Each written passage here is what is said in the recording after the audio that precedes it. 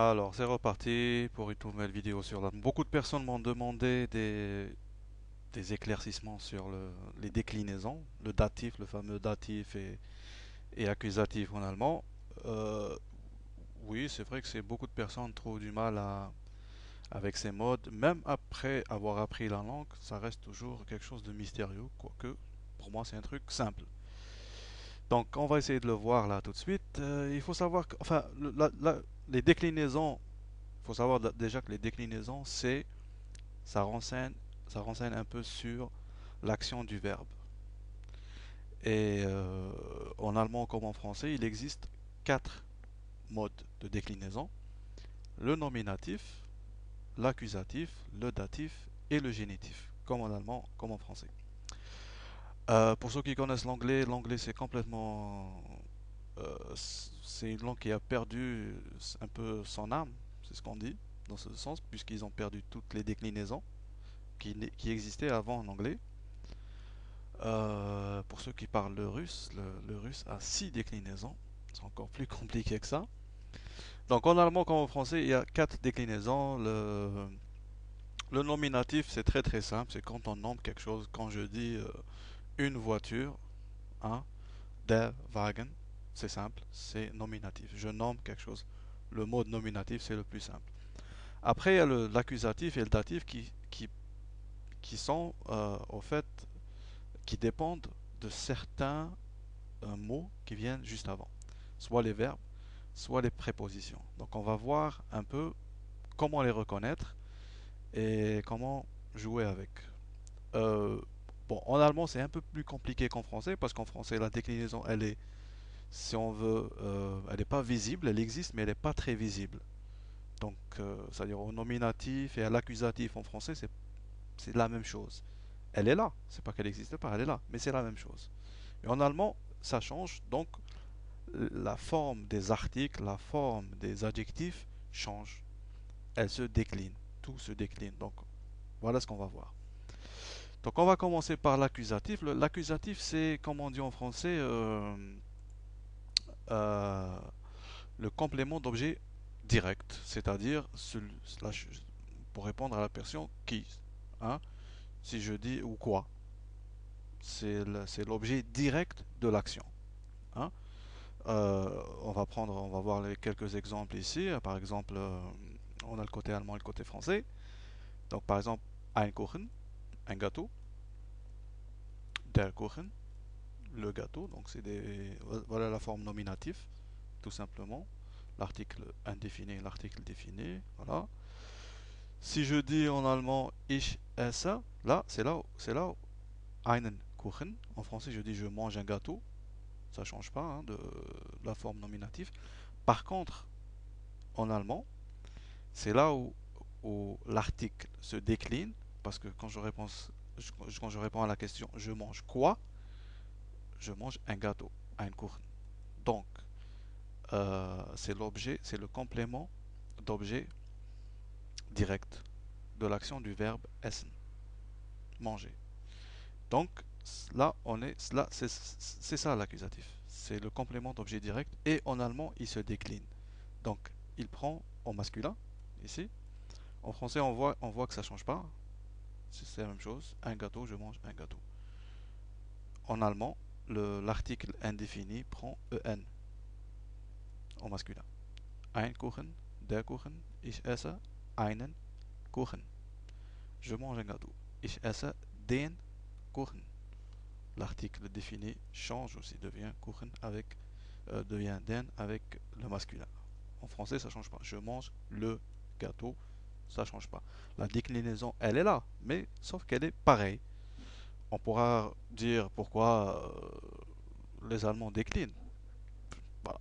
C'est une question de langue, c'est comme ça. Ceux qui ont créé cette langue ont pensé le faire comme ça. Ils auraient pu faire plus simple, peut-être, ça, je sais pas. Mais bon, c'est comme ça. Au jour d'aujourd'hui, c'est comme ça. Donc, voilà la forme de déclinaison de l'article. Maintenant, supposons que ce soit un fraisier. C'est-à-dire que le gâteau est rouge. Donc, der Kuchen ist rot. Rot, c'est la couleur rouge. Donc, le gâteau est rouge. Hein. on va faire la même chose. Ich esse einen roten Kuchen. Donc même l'adjectif se décline, pas uniquement l'article, mais même l'adjectif se décline. Donc ich esse einen roten Kuchen. En français, je mange un gâteau rouge. Ça se voit pas. Donc on voit pas que c'est, il y a moins de complications. On fait moins d'erreurs quand on parle. Hein. Euh, ich esse den roten Kuchen. Donc l'adjectif change aussi. Hein. Il prend la même forme que, que l'article en. Ce en. Voilà. Ça, c'est le masculin. Au féminin, l'accusatif, il change moins, mais il change quand même. Donc, eine Blume, die Blume, une fleur, la fleur, le nominatif. Ich sehe eine Blume. C'est comme en français, il change, mais on voit pas beaucoup qui changent. Donc, c'est la même chose. Au féminin, c'est la même chose. C'est-à-dire l'accusatif et le datif ont la même forme. Ils ne changent pas comme ça au script. Quand on l'écrit ou quand on les prononce, il n'y a pas de. Donc on fait moins d'erreurs quand on parle. Ich sehe eine Blume. Je vois une fleur. En français, on voit que c'est la même chose. Une fleur, une fleur, une fleur. Maintenant, ça doit être une tulipe. Die Blume ist gelb.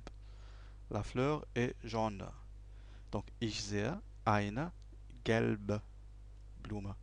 Gelb, l'adjectif de couleur ici, change. Il est au féminin. En français, il ne change pas. Je vois une fleur jaune. Je vois la fleur jaune. Ich sehe die gelbe Blume. Donc on voit ici que c'est gelb, l'adjectif se décline au féminin. Il prend le E classique du féminin. Ok. Maintenant, la troisième forme de l'allemand qui n'existe pas en français, hein, le neutre n'existe pas en français, donc ein Kaffee, das Kaffee, hein, le café, pas le café qu'on boit. Dans ce cas, c'est le café, le local. Donc ich gehe, je vais, in ein Café. Il ne change pas. Ich gehe in das Café. Ça ne change pas. Donc neutre, accusatif, rien ne change. Ok. Le neutre, c'est la même chose. C'est déjà ça de prix. De simplifier. Voilà. Donc ça, c'est l'accusatif. À part, les difficultés sont souvent avec le masculin parce que il y a un peu plus à mettre. Voilà, c'est là où il y a souvent des difficultés avec le masculin. Avec le féminin, ça change, mais bon, c'est un peu peut-être facile à assimiler. Et le neutre, il change pas. Voilà.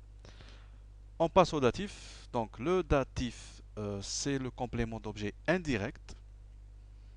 Et souvent, il faut savoir aussi que c'est lié aux formes des verbes. Il y a certains verbes des verbes d'état qui ne demandent que le datif et des verbes d'action qui demandent l'accusatif. Hein. Donc, datif. Le masculin, der Mann, l'homme. Ich helfe dem Mann. Voilà, c'est la déclinaison du masculin. C'est le masculin qui change beaucoup dans les déclinaisons en allemand. Le féminin aussi, hein, en tout cas dans le datif. Donc, der Mann, l'homme, je dis j'aide l'homme. En français, ça ne change pas. J'aide l'homme. Voilà. En allemand, l'article se définit. Hein? Ich helfe dem Mann. S'il y avait un adjectif ici, par exemple, gut, bon, j'aurais dit dem guten Mann. Donc en ici, il se décline, mais il prend en comme dans l'accusatif. Il y a juste l'article qui change complètement de forme et qui prend un M à la place du R et à la place du N de l'accusatif, de l'objet direct. Donc dans l'objet indirect, complément d'objet indirect, le datif, ich helfe dem Mann. Ich helfe ihm. Ich bin mit dem Mann. Donc avec certaines prépositions comme mit, avec, c'est toujours le datif. Dès qu'on voit mit, on verra ça après, avec certaines prépositions, c'est toujours datif. Il n'y a pas à se prendre la tête, c'est toujours le datif. Donc ich bin, dès qu'on voit mit, c'est tout de suite après, on décline. On décline au datif, bien sûr. Donc ich bin mit dem Mann. En français, je suis avec l'homme, avec lui, ça ne change pas. Ich gebe dem Mann. Vous voyez que le verbe geben, donner, introduit directement